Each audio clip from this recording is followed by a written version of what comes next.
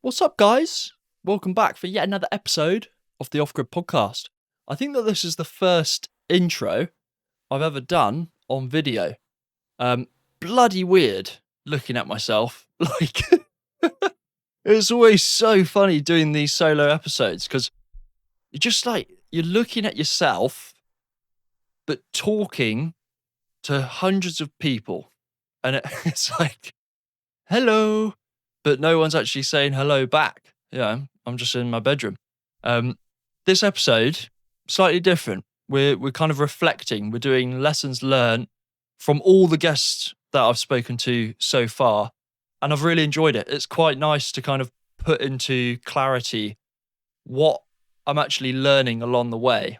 And hopefully you guys are doing the same as well. And we can use this as like an opportunity to reflect and see where we're at. So yeah, 5 lessons from 55 episodes of doing this podcast. And there's so much to learn. So I sort of went for the ones that just sprang to my mind, and you guys might relate, you might not. But it was nice to, conceptualize it and put it into words.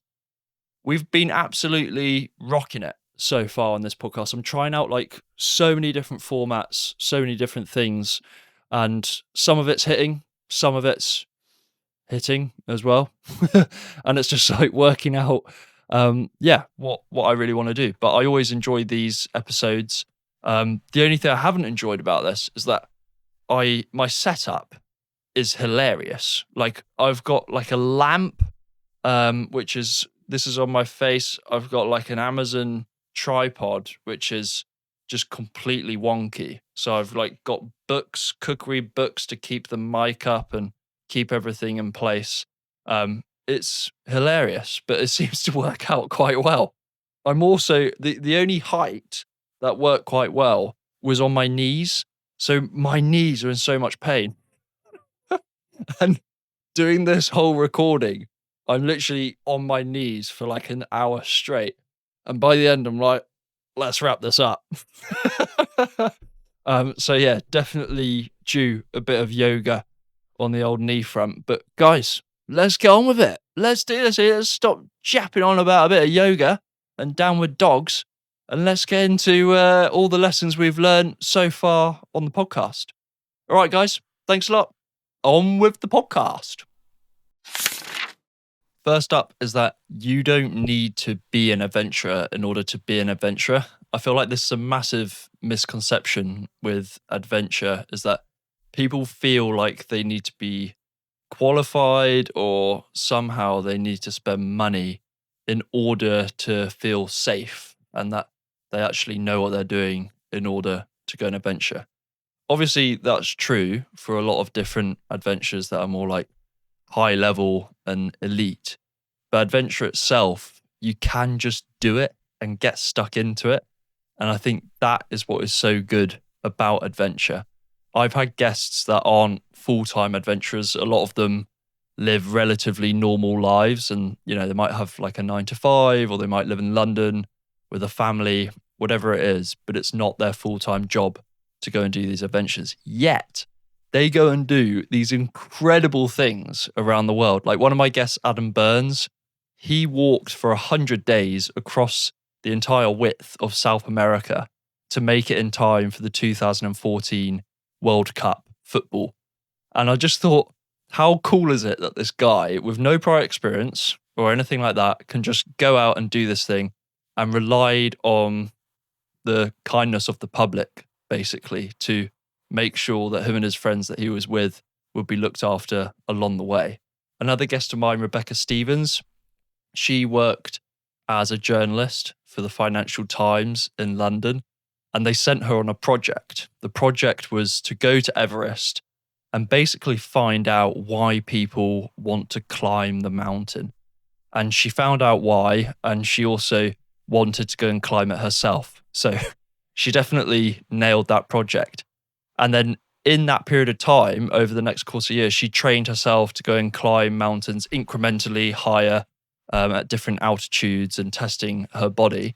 And then she became the first British woman to ever summit Everest at age 31, having quit her job all whilst paying a mortgage as well. So you really can just go and do this stuff. And I don't think you need to see yourself as a really experienced, good adventurer in order to go and do incredible things in the world and really get after it.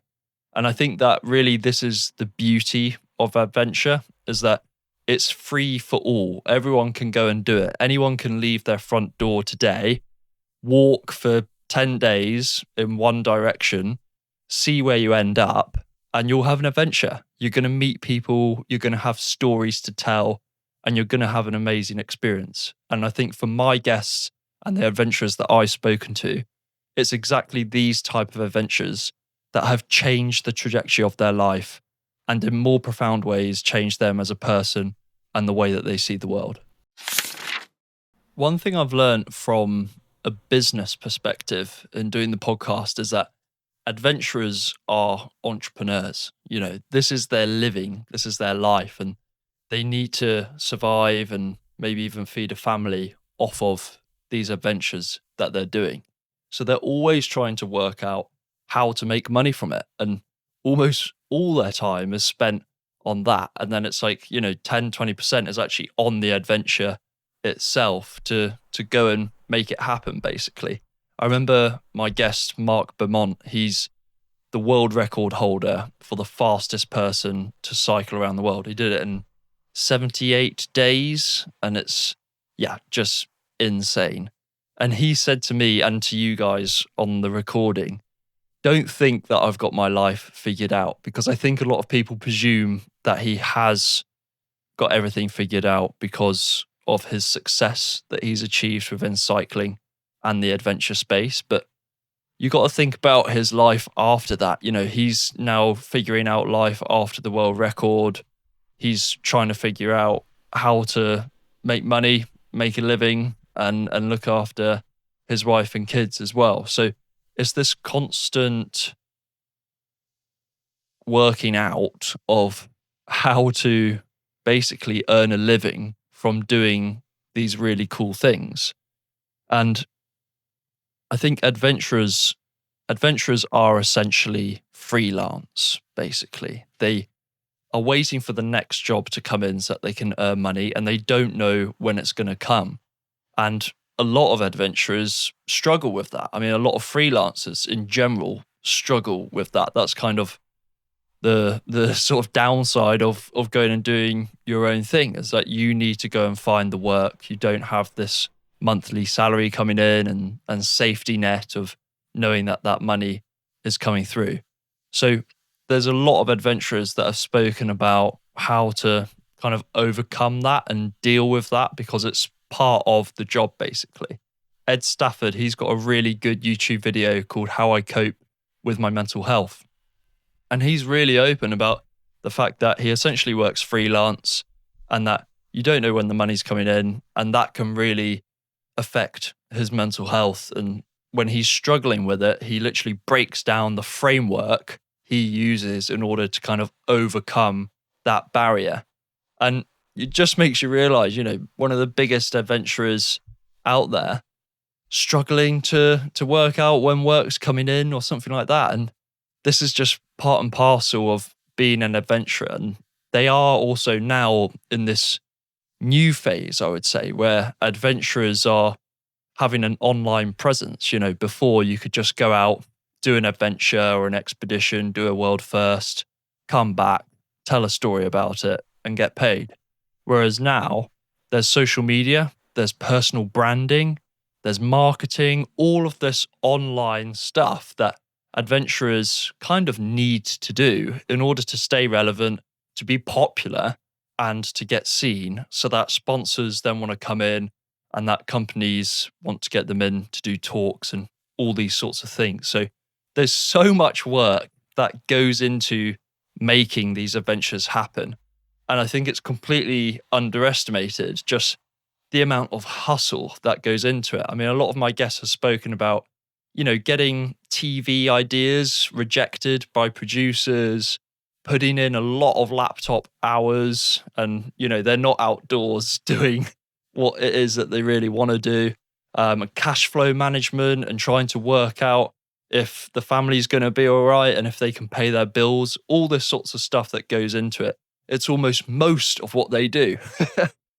So, of course, what they do for a job they absolutely love, but there's so much hard work and hustle that goes into the background in order to make that happen.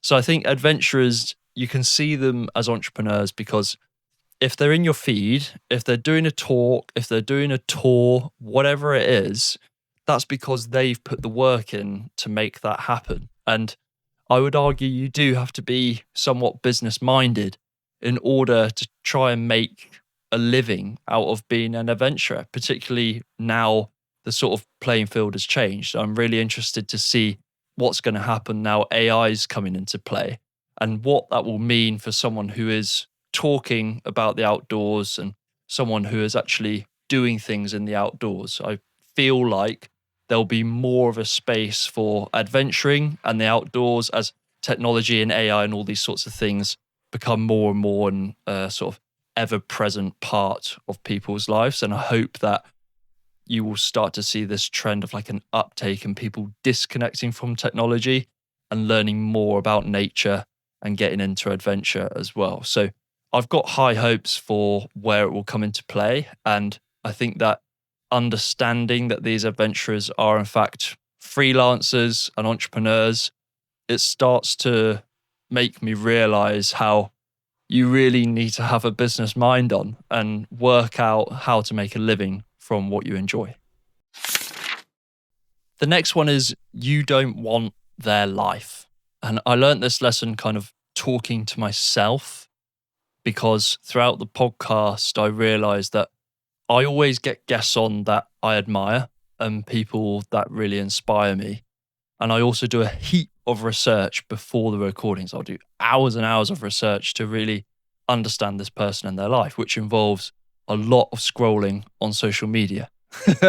So that's where the danger lies. It's what we all know about is that, social media is the best bits of someone's life. And there's been so many times where I'm researching into a guest and I'm at my laptop for hours at a time in four walls, and I'm looking at this person doing awesome stuff in the world. They're leading people in the outdoors, they're super fit and active, and they've also got a degree of success in whatever it is they're doing.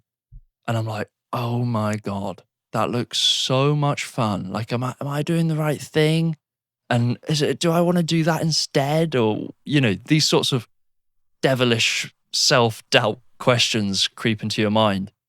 And then you get to the recording and I just sort of realized that they're all people. They've got problems. They've got struggles, just like you and me. And they're trying to work out their life as well.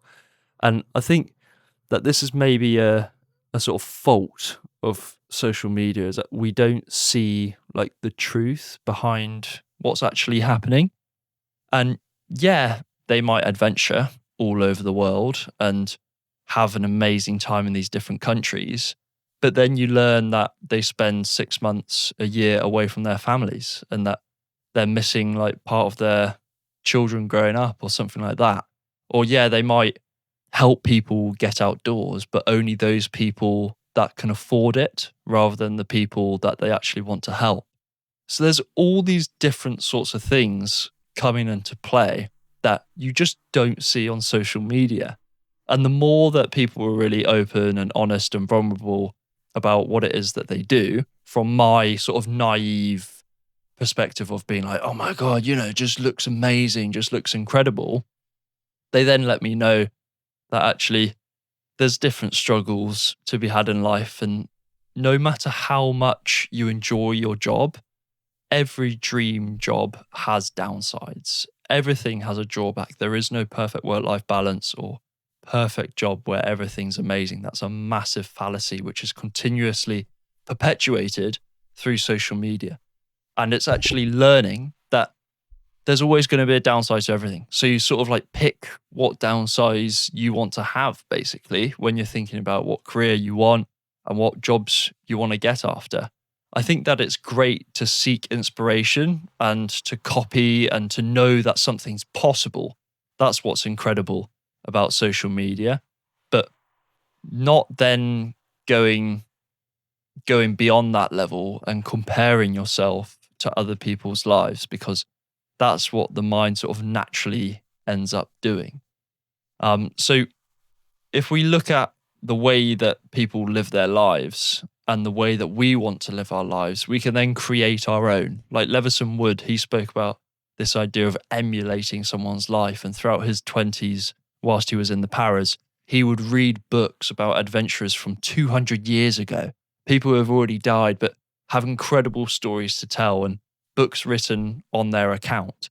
And then he would think, okay, how can I go and do that in today's age? Like, if I want to do something like that, how do I make it mine? So the first step is, if you want to seek inspiration, I would say read books over social media.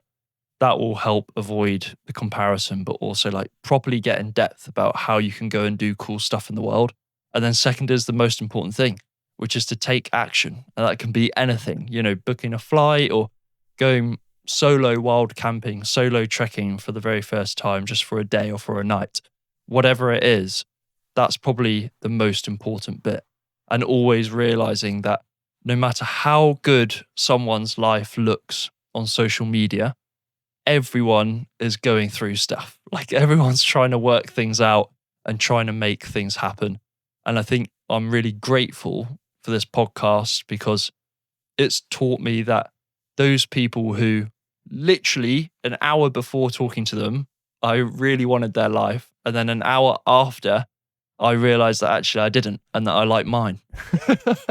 I think that's like one of the most beautiful things to come out of the podcast so far, is that I really enjoy my life. I love what I'm doing. I'm talking about something that I absolutely love, and hopefully helping people along the way as well, and building my own thing, which is awesome. So yeah, the more I do it, the more I realize that this is really what I want to do, and that it's just good fun. So yeah, always make sure that you're living your life, and realize that you don't actually want their life, because the one that you've got is the one that you live. So make the most of it. The next lesson is that being a generalist of the outdoors is so underrated. You find most people in the industry will specialize. So there'll be a helicopter pilot, bushcraft, there'll be a medicine, or there'll be a ski instructor, whatever it is within that particular niche in the industry. But one of the most underrated things is just being a jack of all trades and really knowing kind of a lot about a lot of things within the outdoors industry. I think a lot of people probably specialize just because of their interests, but also it kind of makes them unique. What that means is then you're then kind of competing for jobs with other people who have also specialized in that way as well. So being a generalist is maybe one of the most underrated things when it comes to pursuing a career and a job in the outdoors.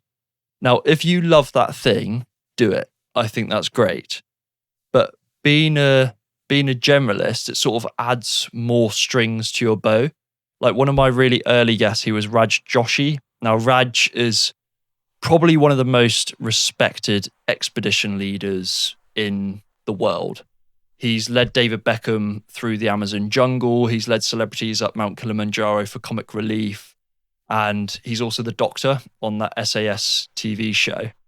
And when he was in his early career, he was talking about this time where he started off qualifying as a doctor in the medical profession. And everyone pushed him to specialize. They said, stick with being a doctor, work your way up, and then ultimately specialize in the part of medicine that you really want to do. But he didn't want to do that because he had a massive interest in mountaineering as well. So he managed to combine the two things, where he did 6 months as a doctor and then 6 months in mountaineering. And everyone said it was such a bad idea, but he just didn't care, because that's what he wanted to do. And he made it work. Like, even things like, being nervous about not having a job when he comes back. For him at the time, that worked out really well for him. And what that now means is he's one of the leading expedition leaders who's also a doctor. So you can see how being a generalist in that sense is a massive advantage for him. So, yeah, super cool guy. And I think you'll also see with a lot of my previous guests who have been in the military, they're just generally like great generalists of the outdoors just because of the training, the different terrains and temperatures that they have to operate in and things like that. They kind of learn like this amazing foundation of survival and then they go on to specialize. So I've had a couple of guests like Matt Mason. He's a 3 times ocean first rower. The Bruner, he is a mountain leader. And these guys have already gone through the training to learn all about, food, Arctic warfare, learning all things like how to build shelter, how to how to work in teams and all this sort of stuff. And then they go on to specialize in what it is that they really love to do. So I think if you are considering the outdoors as a career, one of the best things you can do is not to pigeonhole yourself too early. Start to explore your interests across the spectrum of the outdoors. Do a bit of bushcraft, do a bit of kayaking, do a bit of skiing, do a bit of mountain climbing, and then you'll just learn what your interest is whilst having that background as well. So yeah, being a generalist, it's a proper skill. And I think we'll start to see more people who are generalists in the outdoors as enthusiasts rather than constantly specializing and becoming an expert in what they do. I would just love to see more people just having a love for it, trying their hand at different things and enjoying the process of learning along the way as well. The next lesson is also the last lesson and a message to all of you guys listening to sort of come away with from this episode. And that is that you can change the course of your life. There's so many people I've spoken to, guests, adventurers from all over the world who have lived utterly different lives to the ones that they're living now. And they decided that whatever they were doing, they didn't enjoy it at the time and that they needed to change the trajectory of their life, leaning into things that they enjoy more. And I think that it's quite easy to look at these people in their success, now they've done it, and realize or think that, they had a plan, that they knew exactly what they were doing. And you can clearly see in retrospect that they got the right qualifications to do this and so on. And they ended up in the right spot at the right time or whatever it was. That's almost never how it works out. And the people that I've spoken to have taken a big leap into the unknown to go and figure out what it is they want to do. And they've lived almost like this dichotomy of 2 lives. I've had guests like Emily Scott. She's a ski instructor and international mountain leader in the Swiss Alps. She used to be an accountant in London. We've also had Kenton Cool. He's the most summited climber of Everest that is non-Nepali. He's had 20 summits of Everest. His first ever summit of Everest was when he was 30 years old. I mean, Mike Truman, he was also on the show. He's done 2 Everest rescue missions. He first summited Everest when he was 47. We've had Jo Bradshaw. Before she became an expedition leader, she worked as a business advisor in a super safe job, 9 to 5, absolutely hated it. Did that for like 8-10 years. And then volunteered at an ultra endurance event and fell into the expedition industry that way. So you really can just change what you're doing at so many different points in your life. And I think that's maybe a really empowering thing about talking to all these guests is that at some point they've made the decision that whatever it is they're doing, they don't want to do anymore. And they're going to go into this sense of unknown, this uncertainty, to work out how they can really go and do something that they enjoy. One thing I've noticed as well, which is a really cool byproduct as a result of this, is that they seem to have more longevity in their careers because they maybe started later in what they're doing. So they'll still be now in like their late 50s, 60s, and they're still guiding, they're still trekking, they're still doing talks, they still love what they do and they want to do more of it, which actually got me thinking about this idea of retirement. The idea that like people slog away for years and decades because we've got this promised Nirvana, not Nevada, Nirvana in the future. And that we need to like work our asses off in something that we don't really enjoy in order to get to that place where we go from doing everything was super busy or whatever to absolutely nothing. And that is the ultimate goal. And it's like most of these guests that I speak to, they really enjoy what they're doing. And yeah, they've got bills to pay and stuff like that, but they're genuinely trying to find ways to do more work because they love what they do. They're trying to find more ways to do more of what they really enjoy. And it's just great to see. It made me realize that when you have that sort of mentality, it gives this incredible sense of longevity, energy, and passion to everything that you do. And ultimately, these adventurers, they're not waiting for a lunch break or the end of the day or the end of their career. They're literally trying to find ways to do more of it. So that's been a massive lesson for me as well. And I think you'll also find behind all of that and the psychology of what they're doing is there's definitely a sense of purpose and mission in what they're doing. They want to sort of help people in some way. And it gives them this kind of feedback loop of like, when they take this person out to the mountains, they have this amazing sense of wonderment on their face. That makes them feel good because they gave that experience to that person. And now they want to do it more as a result. So there's this like kind of reward cycle going on that makes them want to do it more. And also the sense of just taking a leap.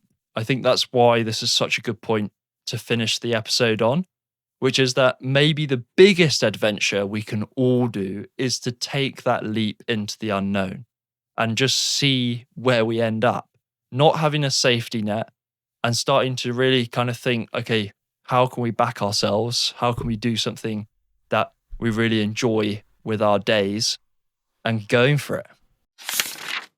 Hey guys, hope you loved that episode. Really enjoyed doing it. I think it's always good to try different formats. And one of the things I absolutely love about doing these kind of lessons learned solo episodes is that it forces me to reflect on all the conversations I've had and the amazing guests that have come onto the show. So it's nice to kind of compartmentalize and conceptualize exactly what we're all learning on this podcast. I hope that you guys really enjoyed all of the 5 lessons. Let me know what you think about this format. It's something that I really enjoy, that I quite like doing. It's quite nice to do it every now and then to kind of reflect on previous episodes. But yeah, just pop in the comments like what you make of it and how it's all going. Hope you guys are rocking it out there. And if maybe there's one thing that we can all leave on, what can we do today that gives us a sense of adventure? What can we do? Like, how can we take a footpath that we haven't been on before? How can we use our free time between 5 p.m. on Sunday and 9 a.m. on Monday to go for a wild camp? I don't know, anything, but come up with ideas. Let me know what you think. And yeah, thanks for listening to this one. All right, guys, cheers. See ya.